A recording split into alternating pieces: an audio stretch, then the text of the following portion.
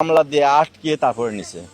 যখন চতুর্থবার ওকে যে প্রতিশ্রুতি দিছিল যে তোমাকে ওর কাছে বিয়ে দেওয়া হবে, তুমি এখন আর ডিভোর্স দাও, তোমার 18 বছর হোক বা তোমার বয়সটা আর একটু হোক, তারপরে তোমাকে ওর কাছেই তুলে দেওয়া হবে।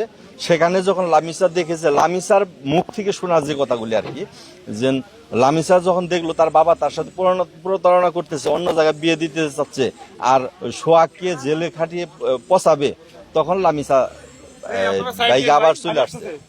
চতুর্থবার যখন চলে আসে তখন সে আত্মগোপনের থেকে সোহাগকে বের করার জন্য উঠছে। এখন এই মুহূর্তে আমাদের সোহাগ কেবল অনেকদিন পরে কারামুক্তি হয়েছে।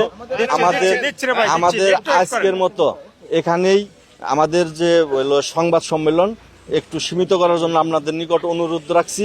ছেলেটা 4 মাস জেলখানার ভিতর বন্দি ছিল, সে বাহিরের পরিবেশ অনেক কিছুই জানে না। এই 4 মাসে অনেক পরিবর্তন হয়ে গেছে এবং ওর দিকে যে সারা বিশ্বে তুলবার চড়ছে এইটাও ও স্বচক্ষে দেখে নাই।